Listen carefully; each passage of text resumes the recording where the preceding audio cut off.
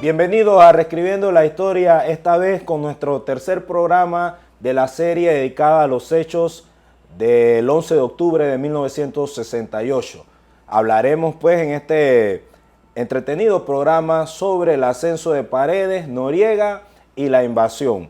Para ello, dos expertos de las ciencias sociales debatirán al respecto justo después de este cambio. Bienvenidos al canal de YouTube de la Dirección de Tecnología Educativa. Aquí podrás encontrar una serie de recursos didácticos y tecnológicos que te ayudarán en el proceso de enseñanza-aprendizaje. Podrás encontrar congresos, foros, talleres, recursos audiovisuales en general, documentación de investigaciones, programas radiales y televisivos. Te invitamos a que te suscribas a nuestro canal y puedas estar permanentemente informado de cada una de las innovaciones que estamos trabajando para ti. Suscríbete.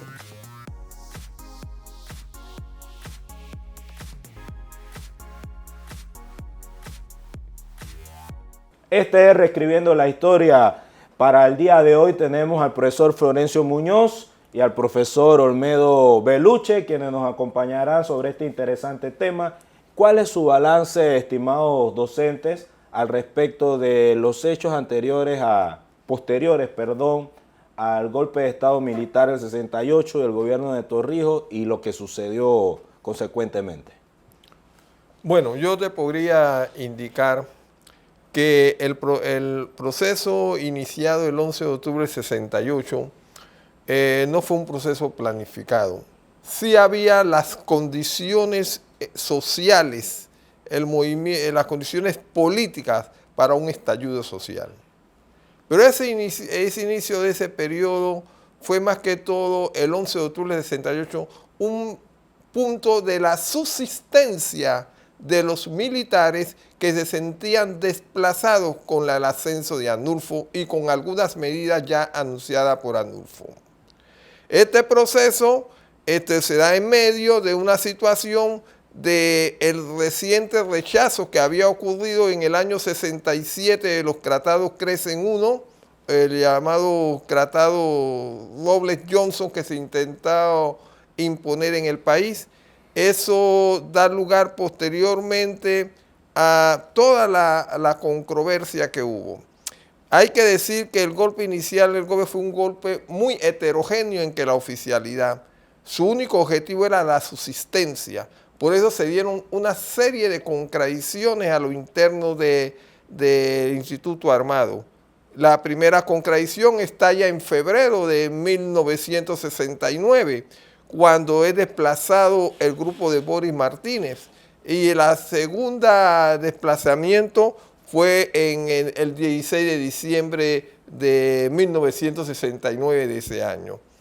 Ahí entonces se define un poco más la situación, el objetivo de ese golpe y definitivamente van a confluir en el proceso de las contradicciones con los Estados Unidos una serie de fuerzas sociales y políticas. Y interviene el sector del movimiento social, pues el sector de la izquierda de este país, particularmente del Partido Comunista de Panamá, el Partido del Pueblo. Y todo ese proceso va a desembocar con todas sus contradicciones en el año, esa etapa en el año 77, con la firma de los tratados Torrijos-Carter. La muerte de Torrijos es otra cosa. La muerte de Torrijos entonces va a dar lugar a aflorar todas las contradicciones que a lo interno de ese Instituto Armado había.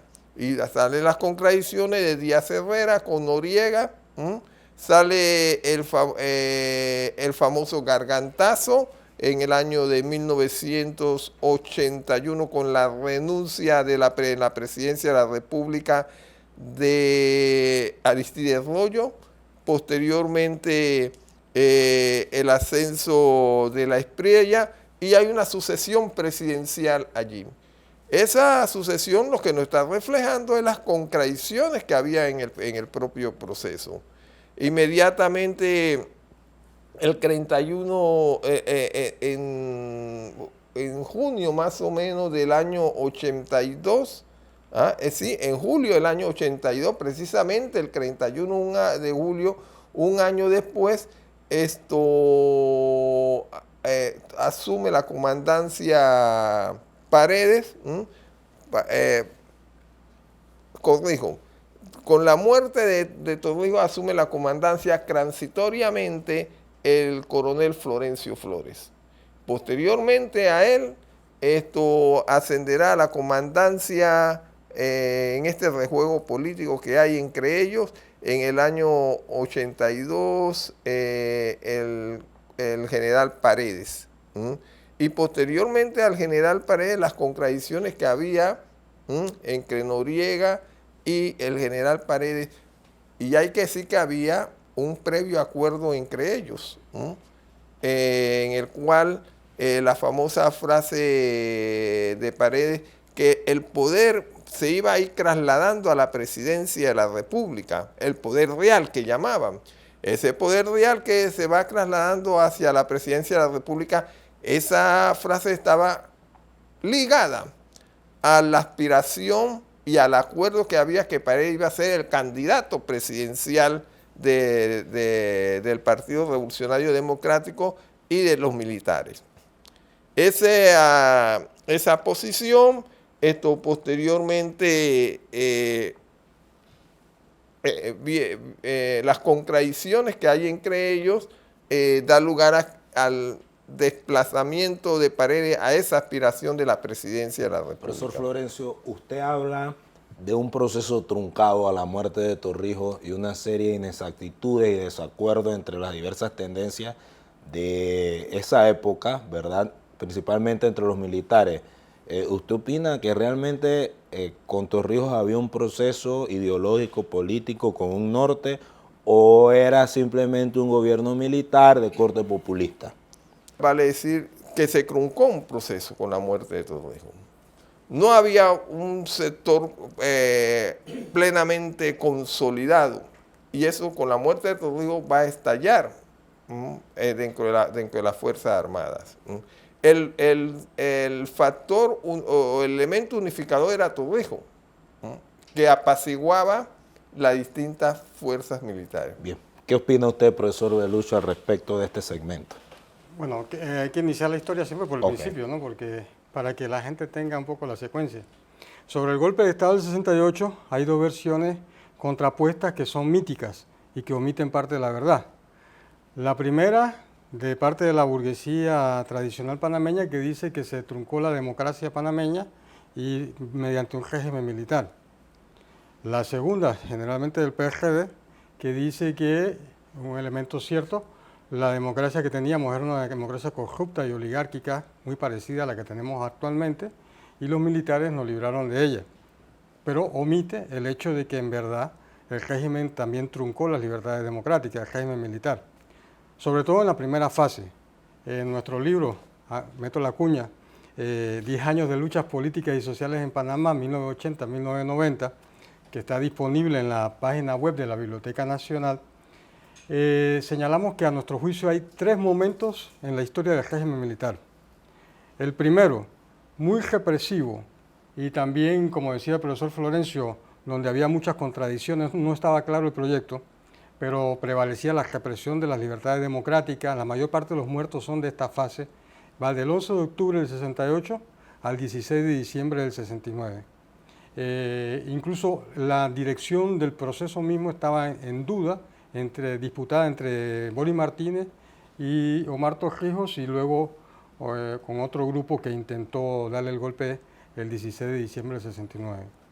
A partir del 69 y 70 empieza a estructurarse lo que se llama el torrijismo como tal, o la fase populista del régimen, con acuerdo con el Partido Comunista, como ha dicho el profesor Florencio, y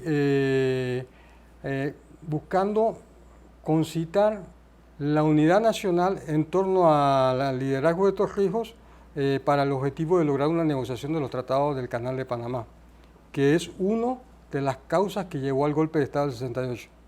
El hecho de que no había un gobierno creíble, que la gente apoyara, y más bien el gobierno liberal había fracasado con los 3 en 1 que el pueblo panameño había rechazado.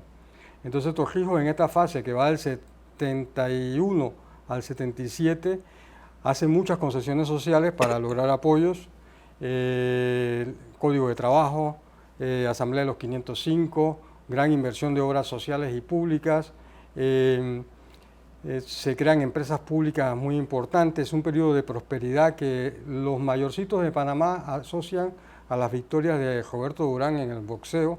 Fue un periodo de oro de la sociedad panameña. Y todo esto con una campaña internacional de Torrijos en torno a obligar a Estados Unidos a renegociar el tratado, que se concreta en los tratados de 1977. Por supuesto, en esta fase hay democracia, como quien dice, por abajo, ¿no? Vamos a decir, la Asamblea de los 505, la contradicción es la siguiente: no puede elegir el presidente de la República, no hay voto directo de la presidencia. Sin embargo, era la primera vez que un indígena, un campesino en Cutajao, un negro, participaba en un órgano legislativo del país. Eso no pasaba en la asamblea de antes del golpe del 68, que era una asamblea oligárquica. Por ahí Raúl Leis publicó un libro sobre los partidos políticos en Panamá y pone la lista de todos los diputados desde 1903 hasta el 68 y todos eran apellidos de la oligarquía y había regiones donde familias controlaban el poder político. La República de los Primos, profesor. Así es. Los Rosas en el área de Chiriquí. Fábrega en Veragua, sucesivamente. Así es, los Otón en Darién, etc. Entonces, hay una democratización de cierta forma, aunque no es completa, porque tampoco hay democratización del otro lado. Y luego hay represión selectiva. En esta fase desaparece el padre Gallego. Hay represión a los que se salían un poco del camino trazado. Sin embargo, la parte más brillante del proceso torrijista, vamos a decirlo, hasta el 77. Luego del 77 empieza la fase que yo he denominado de decadencia y crisis del régimen. Al principio decadencia muy suave porque con James Carter, Torrijos pacta que llevar al país de nuevo a la democracia formal y a unas elecciones presidenciales que debían ser en 1984. Y allí entonces se volvería a la normalidad democrática supuestamente. Y entonces empieza de nuevo la legalización de los partidos en el año 78. Y el veranillo político. Sí, un proceso de reforma de la ley de la Asamblea Legislativa, se eligió parcialmente a los diputados y demás. Pero luego sobreviene la muerte o asesinato de Omar Torrijos en 1981. Y allí, a mi juicio, se abre la caja de Pandora y empieza ya una crisis profunda del régimen que se va a expresar en una disputa entre los propios coroneles sobre la sucesión, a que al final va a ganar Noriega, y una disputa que también se va a expresar creo que hubo alrededor de 7 presidentes de la República entre 1981 y 1989. Uno por año, por decir prácticamente, algo. uno por año. Es una crisis profunda que expresa la pelea interna. Pero el problema central, a mi juicio, está en que en el año 1984, ya Noriega controlando el poder político, y pacta con Estados Unidos la imposición del señor Ardito Barletta en la presidencia de la República, para que él implemente en Panamá un plan de reformas neoliberales, que se llamaba Plan de Ajuste Estructural en ese tiempo, como el que se estaba haciendo en Argentina con Carlos Saúl Menem, en México con Salinas de Gortari, con Fujimori en Perú. Todo esto de modelo económico neoliberal de privatización de empresas públicas, de cierre de empresas públicas, de despido de empleados públicos, congelación salarial. Entonces, eso se pactó entre los militares y Estados Unidos. Entonces, Barletta ni siquiera era miembro del PRD. Él llega a Panamá en el proceso abierto electoral, en una semana lo inscriben y a la semana siguiente es postulado como presidente, por encima de un montón de gente. Y luego fracasa en la elección porque pelea con Arnulfo Arias. Arnulfo siempre ganó las elecciones. Entonces, tienen que cometer un fraude electoral muy evidente y imponen a Ardito Barletta. Y lo primero que hace el gobierno en la transición es imponer una ley que imponía alza del ITBM, congelación de salario de empleados públicos, etcétera, etcétera. Y ahí se lanza una huelga del sector público, se crea por un lado la FENACEP, que hace montones de huelgas, se crea por otro lado una agrupación de médicos, educadores y estudiantes, se llamó COSINA, que no es la Cruzada Civilista todavía, no es la Cruzada Civilista. CONATO también va a varias huelgas. Vamos a decir, entre octubre, porque tomaban posesión creo que el 1 de noviembre, o el 1 de octubre, el presidente del 84 y septiembre del 85, cuando cae Barletta, en Panamá hubo un proceso de huelgas como nunca se había visto en la historia. Inestabilidad política total. Exactamente. Entonces, para mí la crisis que va a terminar en la invasión se inicia por el intento del régimen de avalar unas reformas neoliberales que el pueblo repudiaba y que repudiaban sectores del torrijismo, porque la FENACEP estaba dirigida por Héctor Alemán y esta gente que son del PRD. Hagamos una pausa ahí, profesor Beluche, profesor Florencio. ¿Se puede decir de que el liderazgo de Torrijos, que convocaba a todas estas fuerzas vivas que han mencionado el profesor y usted, caen en desacuerdo o se contradicen luego de la muerte de Torrijos? Entonces aboca una crisis política, económica, social, porque la figura de Noriega obedecía a otros intereses o tenía otros planes muy diferentes. Por eso recuerdo su frase de que me gustó mucho, proceso truncado, porque se divorció totalmente. Entonces quiero que nos opinen los dos al respecto de que si esta tesis puede ser válida o puede servir de elemento para analizar este periodo. ¿Qué opina, profesor Florencio? Yo reafirmo que se truncó un proceso. Hay que tener en consideración que hasta 1977, ¿cuál era la contradicción fundamental del país? Era la contradicción del imperio frente a la nación. Y esa contradicción fundamental estaba expresada en el enclave colonial, en las bases militares instaladas en el país, en el Comando Sur. Teníamos desde 1903 un Estado mediatizado, con una colonia enclavada dentro del país. A esa contradicción fundamental confluían distintos sectores, inclusive sectores de la burguesía, que estaban interesados en eliminar el enclave colonial.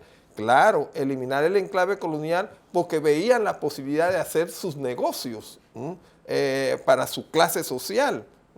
Algo parecido a lo que nos sucedió en 1903, que ilusionados después de la Guerra de los 1000 días, pensaban que la conclusión del canal iba a ser la bonanza económica para los sectores de la burguesía comercial de aquel momento. Bueno, por eso es que en el año 77, cuando se firman los tratados Torrijos-Carter, una frase importante de Torrijos era que ese evento no era para cambiar amos blancos por amos chocolates. ¿Qué quería decir con eso? Y que a partir de la firma de los tratados Torrijos-Carter, la contradicción fundamental pasaba a ser a que en cada hogar hubiese lo que él llamaba el ideal, más o menos, palabras más, palabras menos, el ideal del plato y la cuchara. Es decir, que en cada hogar hubiese la alimentación necesaria, las necesidades de cumplimiento necesario, porque lo que venía de las entradas del canal y todo lo demás tenía que servir al bien más colectivo posible. Cosa que no sucedió en la crisis del 84. A ver, profesor Beluche, para cerrar. Sí, coincido en eso con el profesor Muñoz. Torrijos obedece una fase distinta. El modelo político es populista, basado en un modelo económico keynesiano, de estado de beneficio, con intervención del Estado en la economía y protección de derechos sociales. Noriega surge al gobierno en el momento en que ya ha pasado 1980, se ha impuesto el modelo neoliberal, a partir del consenso de Washington. Entonces es un modelo por el cual el Estado se le propone reducirlo al mínimo para que la economía sea todo privada. en lo posible, y que todas las empresas estatales pasen al sector privado. Esa es la doctrina, que haya apertura de mercado, no proteccionismo. Estas medidas empezaron ya con Trujillo vivo, pero todavía fueron muy suaves. Pero la parte dura empieza justamente cuando imponen a Barletta mediante el fraude electoral del 84, y de ahí en adelante esto es lo que va a catapultar la crisis. El proceso pierde su base social de apoyo porque intenta imponer ese modelo, en contradicción con propios sectores trujillistas al principio. Y luego del asesinato de Hugo Espadafora, entonces se coloca también el tema democrático. O sea, la gente ve en Noriega a un dictador sanguinario y lo hacen responsable de la muerte muy atroz de Espadafora. Eso impactó en la conciencia de la gente. Y entonces se mezcla el tema democrático también, junto con lo económico. Y de ahí, del 85 hasta el 89, esa va a ser la tónica.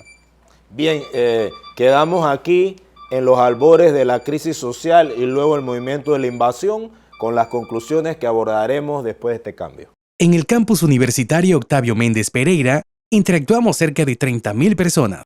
Diariamente se recogen cerca de 6 toneladas de desechos, los cuales son llevados directamente al vertedero. No todos los desechos pueden ser catalogados como basura. Reciclando, se reducen las emisiones de gases a la atmósfera, el volumen de desechos sólidos y, lo más importante, ayudamos a mantener el medio ambiente. Este es un mensaje de la Dirección de Tecnología Educativa de la Vicerrectoría Académica de la Universidad de Panamá. Estamos de vuelta, quedamos en los albores de la crisis del 87-90 y la invasión. Comenzamos esta vez con el profesor Beluche. ¿Qué abocó este proceso? Bien, como ya hemos dicho, la crisis se profundiza o se hace muy evidente a partir del 84 con la imposición de Ardito Barletta y el inicio del modelo neoliberal en Panamá y las huelgas que eso generó. A partir de allí la gente en realidad no dejó la calle, hubo movilizaciones, huelgas periódicas cada cierto tiempo, y el régimen, pese a que después del asesinato de Espadafora trató de limpiarse con Barletta y subió a su vicepresidente del Valle, aún así la gente seguía viendo el poder real dentro de la avenida A, es decir, donde estaba el cuartel central, y no en la presidencia. O sea, las elecciones del 84 no pudieron cumplir su objetivo de hacer creer a la gente que estaban en democracia, porque la gente, para ella era muy evidente que los militares eran los que en verdad mandaban, y sobre todo Noriega, y tenía mal prestigio por el tema del asesinato de Espadafora. Entonces, todavía en el año 86 hubo una reforma al Código de Trabajo muy dura, hubo la huelga más grande que ha hecho el CONATO en su historia, que después fueron reprimidos los dirigentes sindicales intermedios y prácticamente despedidos de las empresas. Allí murió un obrero, Yito Bajantes, en la represión, y continuó el proceso de luchas. Y hay una nueva escalada en el año 87, en junio, cuando entonces él decide sacar de la comandancia de la Guardia Nacional al que le aspiraba a ser su sucesor, que es el coronel Roberto Díaz Ejera. Vienen las polémicas declaraciones. Exactamente, entonces él lo saca bajo el criterio de que está loco, y entonces Díaz Ejera dice, bueno, si yo estoy loco, entonces voy a hablar como loco, y incluso hizo unas declaraciones a los medios, creo que fue el diario La Prensa, que era oposición, y la prensa no se atrevió a publicarlo durante una semana, hasta que algún medio sí se atrevió, y entonces él empezó a denunciar, uno, cómo se había hecho el fraude electoral, dos, cómo los comandantes cobraban de las visas a los cubanos y a los chinos que entraban en Panamá ilegalmente, y otra serie de situaciones que se habían dado bajo el régimen en el que él aseguraba ser testigo. Y entonces eso estalla nuevas movilizaciones muy masivas que son reprimidas. Pese a eso, luego el 88 empieza con el hecho de que Del Valle va en un viaje un poco extraño a Miami. Allá los gringos le dan la orden de que él como presidente destituya a Noriega. Él viene en una conferencia de prensa, destituye a Noriega diciendo que él es el máximo jefe de la fuerza pública, pero nadie se lo creyó. porque eso lo hizo él desde la casa del embajador de los Estados Unidos, que está aquí al lado de la Caja de Seguro Social, y lo que hizo Noriega fue que reunió a todos los organismos del Estado que destituyeron a Del Valle en enero, febrero del 88. Y ahí entonces donde Estados Unidos, que había respaldado a Noriega al principio y había financiado su proceso de construir un ejército profesional. Este es otro elemento de la discusión.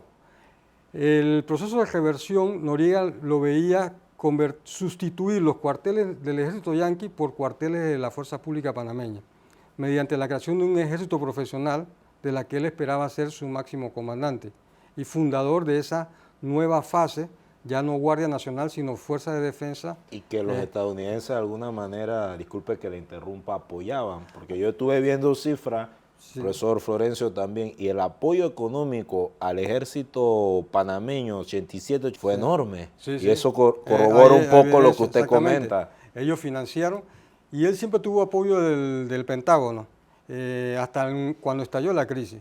Y al principio, ya en el 88, entonces los gringos, 87, 88, los gringos le pedían que él pusiera fecha para su retiro, ni siquiera lo forzaban, que él pusiera una fecha para su retiro de manera que fuera creíble que el presidente mandaba. Pero el grupo en torno a él no quería soltar la papa, demasiado sabrosa para eso, y eso llevó a la crisis a una escalada, que entonces vinieron las sanciones norteamericanas a partir de febrero, marzo del año 88, que ahí sí la cosa se puso difícil en Panamá. Los gringos cortaron el flujo de dólares, ordenaron a sus empresas no pagar impuestos en Panamá y que tampoco la zona del canal pagara impuestos ni el canal entregara sus recursos. Entonces la economía se vino abajo. Hay un decrecimiento de la economía de como de menos 17% según Jované, y mucho desempleo. Los empleados públicos que preservaron el puesto no cobraban en efectivo, sino unos pagarés parecidos a los Serpan de ahora, y que te cambiaban los supermercados por menos de lo que valían. Así que en esa situación estuvimos todo el año 88. El 89, aunque parezca mentira, las elecciones fueron bastante abiertas, democráticas, hasta el día de la elección. En el día de la elección, cuando se abren las urnas, se comprueba que en la crisis ya la gente vota oposición y votan a Guillermo Endara. Arnulfo ya había muerto. Y hasta donde votaban los soldados de la fuerza pública, ganó la oposición, para que vean la gravedad de la crisis. Sin embargo, la discusión parece que fue así. Noriega aceptaba que Endara gobernara, pero que no cuestionara su liderazgo sobre la fuerza pública. Pero eso ya Endara no lo podía aceptar, ni los gringos tampoco. Y ahí se catapulta ya en la última fase de la crisis, donde la represión se hace muy fuerte a todos los movimientos. La última huelga del sector público fue en el 88, en septiembre, y me acuerdo que fueron detenidos varios dirigentes sindicales acusados de terrorismo. Yo era militante del Partido Socialista de los Trabajadores y nuestro local fue allanado. 3 compañeros fueron detenidos y torturados. Y de hecho desaparece la movilización de la calle durante varios meses y empieza entonces a actuar lo que la Cruzada Civilista quería. La Cruzada Civilista se creó en julio del 87 con las declaraciones de Roberto Díaz de Gera para tratar de reciclar a la oposición, porque la juventud de ese tiempo, que siempre son los mayores votantes, no creía en los partidos tradicionales, no creía en panameñismo, liberales ni morileras. Entonces necesitaban construir una dirección política creíble. ¿Y qué hicieron? Buscaron a los sectores empresariales, a la sociedad civil, entre comillas, y los pusieron a dirigir la Cámara de Comercio. Y con un color neutral, blanco. Exactamente, con el blanco y demás, para que no parecieran la política tradicional. Y fue la gran dirección que canaliza el descontento popular. La izquierda independiente, lo que era en ese momento el sindicato del IGE, algunos sindicatos por ahí, los grupos estudiantiles, quedamos un poco aplastados en esa polarización, porque en este país la gente decía o eres norieguista o eres de la cruzada. Y los que no estábamos en ninguna de las dos bandos, Quedaron en la Entonces deriva. no nos creían, ¿no? Eso fue parte de la crisis, hasta que desemboca ya en el fallido golpe del 3 de octubre del 89, el asesinato de los líderes de ese golpe y después la invasión. Profesor Florencio, ¿por qué Giroldi no se atrevió a concretar el golpe del 80 y...? Bueno, antes yo balance. debo decir algo. En toda esta conversación hemos dejado de lado el papel del imperialismo y el papel de los Estados Unidos, que agravó esa crisis, Públicamente, la crisis supuestamente estalla cuando Noriega se niega a apoyar a los Estados Unidos en una invasión a Nicaragua. Y ahí comienza, o se profundiza una contradicción entre el gobierno, el Estado panameño y los Estados Unidos. La situación que viene después, viene una subversión, se podemos decir, de los Estados Unidos a lo interno de las Fuerzas Armadas, que era la columna vertebral de lo que podíamos, lo que quedaba del proceso. Y si nosotros recordamos, posteriormente a eso, hay un intento de golpe a lo interno de la Fuerza Armada, ¿no? En marzo de 1988. Ese intento de darle un golpe a Noriega la preside algunos coroneles que ocupaban puestos de mando, de responsabilidad. Eso es aplastado. Y en ese 88, precisamente, hay también ese suceso de marzo va acompañado de algunos sectores sindicales, como el caso del sindicato del IRRE, y otros sectores sindicales. Fue una situación planificada o incentivada por los Estados Unidos, aprovechando la gravedad de la crisis económica que ya existía. Acuérdense que habían cerrado todos los bancos. Acuérdense que, como dijo el colega Beluche, las entradas del canal habían sido suspendidas. La economía estaba en -0, el crecimiento de la economía. Todos estos avances, toda esta situación fueron con el propósito de restar apoyo, ya lo que quedaba de apoyo social a lo que hasta el año 81 habíamos llamado el proceso torrijista. Por tanto, también tenemos que aclarar este concepto de las llamadas libertades democráticas, porque yo siempre he cuestionado este concepto porque ¿qué libertades democráticas existían en el país antes del año del golpe del 68? ¿Qué libertades democráticas existían? Libertad para morirme de hambre, libertad para que de mala atención médica, libertad para que las escuelas no estuvieran desvencijadas, libertad para que hubiese un programa educativo acrazado.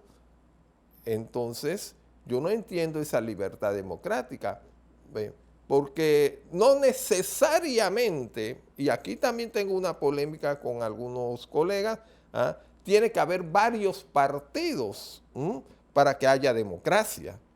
¿Qué eran los partidos en la década del 60? Repartición de familias.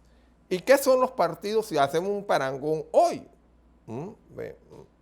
Entonces, cuando a mí me hablan de democracia, me tienen que aclarar ese concepto de qué tipo de democracia me están hablando.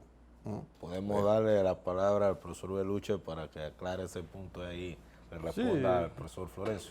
No, ya hemos dicho, estamos de acuerdo con él que la democracia, entre comillas, que había antes del 68 era una democracia oligárquica, corrupta, controlada por sobre todo el bloque de Roberto Chiari, que había sucesivamente controlado durante más de 10 años, nombraban de a dedo y mediante fraudes electorales los presidentes.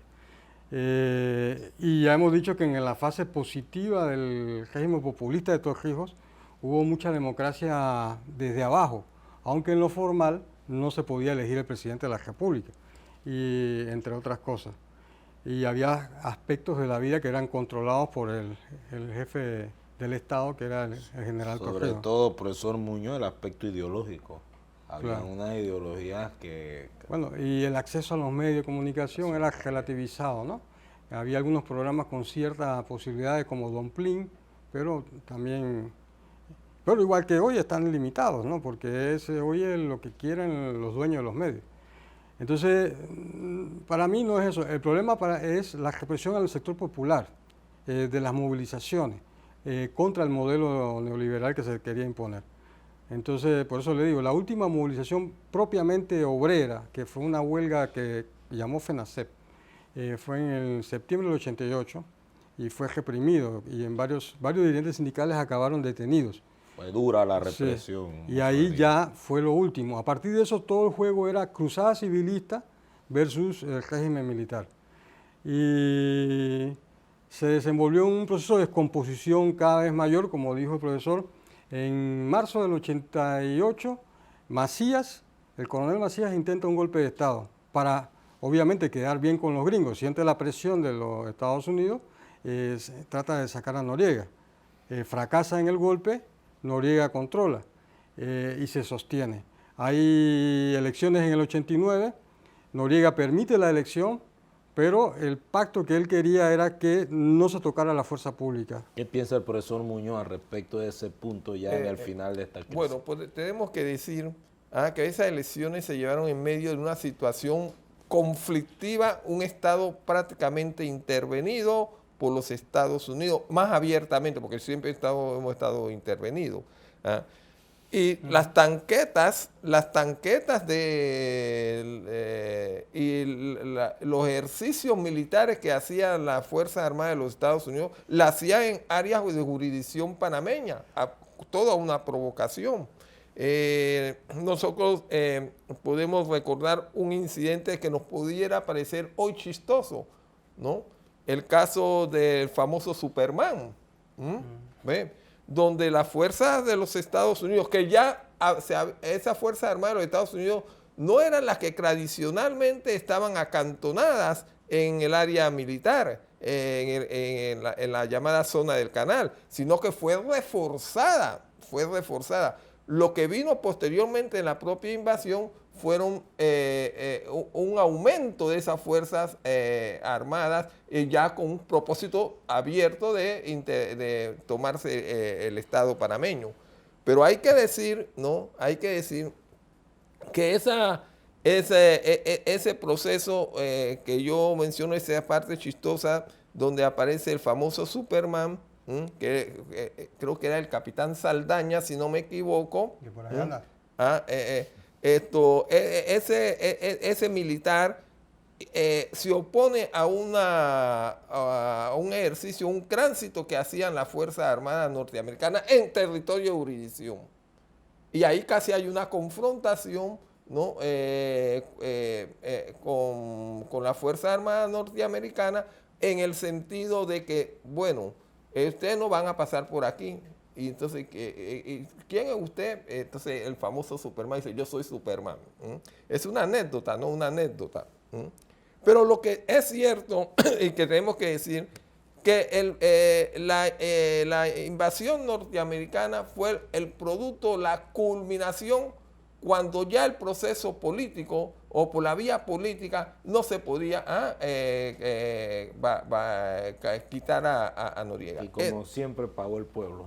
Pero entonces, si tú ves qué áreas fueron bombardeadas en este país, no fue el Cangrejo, no fue San Francisco, no fue fue Chorrillo, fue San Miguelito, fue Río Hato, las áreas populares las que fueron. Y por eso es que a mí me llama mucho la atención de que quienes propiciaron la invasión hoy se nieguen a estos sectores empresariales que fueron los principales que impulsaron esta invasión. En ese sentido yo creo que hay un mito también que se ha creado de echarle la culpa de la invasión a Noriega por su empecinamiento y no querer aceptar que Estados Unidos, con su proyecto que intentan imponer y que es el que impusieron después de la invasión neoliberal, que había fracasado antes, ellos invaden no porque no les guste Noriega, ellos invaden porque el régimen de Noriega no les servía ya para aplicar la política neoliberal que han venido a hacer. Ellos tenían como bandera la era de las democracias, ¿no? Claro. A mí me dijo una fuente que una democracia formal, pero que aplica un bajo la bandera del neoliberalismo. Me permite terminar la idea con la acotación que me ha hecho el colega Beluche. Cuando miren la invasión, los lugares donde se invade, donde se bombardea, mejor dicho. Veamos entonces dónde toma posesión el famoso triunvirato. En una base militar norteamericana. Y cuando ven que eso le puede traer tratan de corregir y toman posesión el Palacio de las Garzas. Legislativo. Un día después, para tratar de subsanar. Y esa toma nunca ha sido nuevamente reeditada de tomar posesión en una base militar norteamericana. Y lo peor del caso, que en medio de todo ese conflicto, ahí están la presidencia de la República, el supuesto presidente impuesto que era Endara, tomándose fotos, y la hija de él tomándose fotos con las fuerzas militares en el Palacio Presidencial. Y no solamente con eso, sino que esa famosa democracia hoy nos quieren vender que Endara, Ford, Arias Calderón fueron los héroes de la democracia en este país. Y no se quiere negar que son los asesinos y que son los propiciadores de todo un crimen, una masacre de más de 7,000 personas en este país. ¿Ve? Entonces, las cosas hay que decirlas. Ellos fueron los que facilitaron, por decir así, la invasión a este país y el crimen que se ha cometido, que se le quiere echar tierra y quieren pasar hoy como los héroes nacionales. Yo ahí vamos a la conclusión, coincido en eso con el colega Muñoz, pero agrego un elemento. La invasión nos restituyó la democracia corrupta que había en el 68. Es decir, un régimen formal en el que la democracia se limita a que tú votes cada 5 años, pero quien controla el Estado es una élite de oligarcas panameños que financian por detrás varios partidos y políticos. Pero a esos 3 que mencionó el colega, yo le agrego lo siguiente. El PRD también pactó en el año 90 con Estados Unidos aceptar ese rejuego político, porque aquí la OEA, la ONU, todos los organismos decían que había que hacer elecciones de nuevo, porque el triunvirato había asumido una base militar, era un régimen ilegítimo, porque estaba amparado un ejército extranjero. Y se podía haber exigido elecciones nuevas, pero no. El Toro Valladares, en nombre del PRD y su séquito, que han compartido el poder con estos sectores, pactaron y incluso decidieron repartirse la Asamblea Legislativa sin que estuviera muy claro quiénes en verdad habían ganado las elecciones de 89, porque las actas se las habían quemado, ¿no? Y llegaron por fuera algunos diputados que habían sido electos y salieron otros. Hicieron la lista de algunos que tienen 30 años en el juego político y son los mismos sectores. Entonces, Estados Unidos no nos trajo ninguna democracia. Estados Unidos nos trajo un régimen controlado por una oligarquía antidemocrático, pero que es títere y obedece sus órdenes en el plano económico, en el plano de la política internacional y en todos los aspectos. Y aquí no importa, y se han alternado todos estos partidos, panameñistas, PRD, Cambio Democrático, al final todos han gobernado bajo el mismo estilo antipopular que ha habido. Por eso, a nuestro juicio, los sectores populares tenemos que construir una alternativa distinta y luchar por una asamblea constituyente originaria que modifique lo que se impuso en la invasión del año 89, que fue en la práctica un nuevo golpe de Estado. Bien, su conclusión, profesor Florencio Muñoz, para cerrar este programa. Bueno, podríamos decir que hoy estamos en este país en una situación altamente difícil. Y creo que la palabra difícil es una palabra muy suave para la situación que estamos viviendo. Estamos viviendo acontecimientos de antes del 68 y peor aún. Y peor aún. Y con el agravante de que por lo menos en el año 60 existía un movimiento popular con todas sus deficiencias, pero un movimiento popular activo. Teníamos una federación de estudiantes, teníamos algunos sindicatos con todos sus problemas, teníamos el sindicato de las bananeras, teníamos una serie de movimientos sociales fuertes y organizados. Eso hoy tenemos una ausencia de un movimiento popular organizado. Yo creo que la tarea del momento, a pesar de que en algunos de los partidos políticos, el que más conozco, el Partido Revolucionario, hay una lucha interna, aunque dominan los sectores proclives al sector empresarial, efectivamente, gracias por la ayuda, al sector empresarial, pero hay una lucha, pero nos falta un movimiento social organizado, y la expresión más clara creo que en cierta medida la tenemos en nuestra propia universidad. Un movimiento estudiantil atomizado, sin un norte, y el movimiento popular en general sin un norte. Los intentos de crear un movimiento popular después de la invasión se han estrellado en algunos casos que lo que yo denomino un sectarismo, un protagonismo, y no hemos aprendido la lección de lo que nos pasó en el año 90. Bien, con un llamado a la reflexión con las conclusiones de los dos participantes, también con un llamado a las juventudes, a todas esas personas de participar en las diferentes organizaciones, procesos sociales, para hacer valer esta democracia que tenemos, que mucha falta le hace. Gracias a los participantes por venir a Reescribiendo la Historia. Hemos llegado al final de este programa.